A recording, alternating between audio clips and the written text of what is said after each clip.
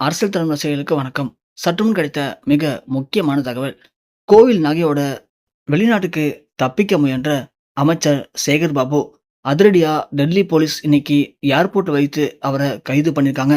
அதுபோக அவரு இதுவரைக்கும் பண்ண எல்லா ஊழல் பத்தின ஆதாரங்களையும் கைப்பற்றியிருக்காங்க. அவரையும் இப்போ சிறையில் அடைக்கிறதுக்கு உத்தரவு வாங்கியிருக்காங்க. அதுபோக அவர்கிட்ட இருக்கக்கூடிய எல்லா விதமான சொத்துக்களையும் பறிமுதல் பண்றதுக்கான வழக்கையும் இப்போ நீதிமன்றத்துல பதிவு பண்ணியிருக்காங்க. சேகர் பாபு திமுகவுடைய அறநிலைத்துறை அமைச்சர். இதுக்கு முன்னாடி திமுக ஆட்சி புரிஞ்சப்போ சேகர் பாபு தான் அறநிலைத்துறையில நிறைய விஷயங்கள பண்ணியிருந்தாரு.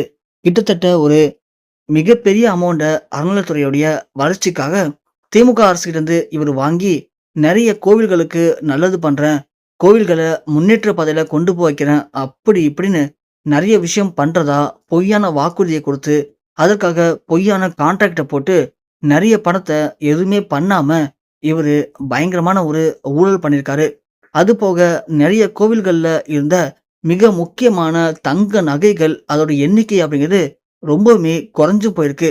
இதுக்கெல்லாம் முக்கியமான காரணமே சேகர் பாபு தான் அப்படின்னு ஏற்கனவே அவர் மேல சில முக்கியமான இந்து கட்சிகள் வழக்குகள் பதிவு பண்ணிருந்தாங்க. அதன் காரணமா சேகர் பாபு மேல பதிவு பண்ணப்பட்ட வழக்குகள் ஒரு பக்கம், சொத்து குவிப்பு வழக்கு ஒரு பக்கம், அதுபோக நெறைய லஞ்சம்னு நெறைய பிரிவுகள்ல அவர் மேல வழக்குகள் பதிவு பண்ணப்பட்டுச்சு. அந்த வழக்குகள் ஆனா விசாரிக்கப்படவே இல்ல. ஏன்னா, இவரு திமுகவுடைய செல்ல புள்ள. அதுபோக இவரு பண்ணக்கூடிய ஊழல் எல்லாத்துலயுமே திமுகவுடைய பெருந்தலைகளுக்கு பங்கு உண்டு. அதனால இவர் மேல எந்த ஒரு வழக்கு பதிவு பண்ணப்பட்டாலும், அந்த வழக்கு பெருசா அவர பாதிக்கல. அதனால சேகர் பாபு ரொம்ப ஜாலியா சுத்திட்டு இருந்தாரு. அவருடைய வழக்கு பதிவு பண்ண அந்த ஃபைல்ஸ் எல்லாமே கொஞ்சம் கொஞ்சமா அவருடைய இந்த இடத்துலருந்து வெளிய போக ஆரம்பிச்சுச்சு. அதனால சேகர் பாபு மேல எந்த ஒரு வழக்குமே இல்லாத நிலைமைக்கு வந்துட்டாங்க. ஆனா, தமிழக அரசு உள்ள வந்ததுக்கு அப்புறம் இப்போ தாவேகாவுல நெறைய பேரு அமைச்சர்களுடைய அந்த முக்கியமான லிஸ்ட்ட ஒப்படைச்சிருக்காங்க. அதுல சேகர் பாபு பேரு எல்லா லிஸ்ட்லயுமே இருக்கு. அது போக அவரு கிட்டத்தட்ட பல கோடிக்கு மேல ஊழல் பண்ணியிருக்காரு அப்படின்னும், அது போக கோவில் நகைகள் எல்லாத்தையுமே அவரு பதுக்கி வச்சிருக்காரு அப்படிங்கிற தகவல்களும் கிடைச்சிருக்கு. ஏன்னா, கோவில் நகைகள் எல்லாமே ரொம்ப ரொம்ப பழங்கால நகைகள். இது எல்லாரும் பொக்கிஷமா பார்க்குறாங்க. வெளிநாடுகள்ல இந்த நகைக்கு பெரிய அளவிலான மதிப்பு இருக்கு. சாதாரண தங்க நகைகளை விட இந்த நகைக்குன்னு தனி ஒரு அமௌண்ட் இருக்கு. தனி ஒரு மவுஸ் இருக்கு. அதனால இந்த நகைகள் எல்லாத்தையும் நம்ப சேகர் பாபு வெளிநாட்டுக்கு கடத்திட்டு போக போறாரு அப்படிங்கிற ஒரு அதிகாரப்பூர்வமான தகவல் இப்போ தமிழக அரசுக்கு கிடைச்சிருக்கு. அதன் அடிப்படையில சேகர் பாபுவ முழுவதுமா ஃபாலோ பண்ண ஆரம்பிச்சிருக்காங்க அமலாக்கத்துறையினர். அப்படி ஃபாலோ பண்ணதுல அவர்கிட்ட எல்லா ஆதாரங்களும் இருக்கு அப்படின்னும், அவரு மேல வந்த வழக்குகள் எல்லாமே உண்மையான வழக்குகள் தான் அப்படின்னு அந்த உண்மைய கண்டுபிடிச்சிருக்காங்க.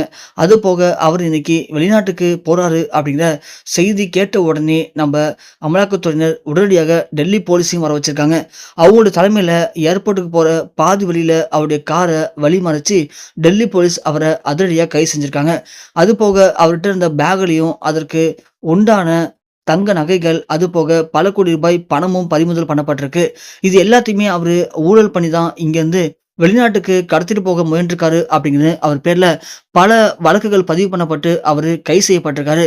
அதுபோக அவர் மேல பதிவு பண்ணப்பட்ட வழக்குகள் எல்லாமே நிரூபிக்கப்பட்டு, அவர் மேல இருக்கக்கூடிய எல்லா விதமான சொத்துக்களையும் உடனடியாக பறிமுதல் பண்ணி தமிழக அரசுட்ட ஒப்படைக்கிறதுக்கு தேவையான வழக்குகளும் இப்போ நீதிமன்றத்துல போடப்பட்டிருக்கு. இதனால சேகர் பாபு இப்போ உச்சக்கட்ட அதிர்ச்சியில இருக்காரு. இத பார்த்த திமுக ஒட்டுமொத்தமா ஆட்டம் கண்டிருக்கு.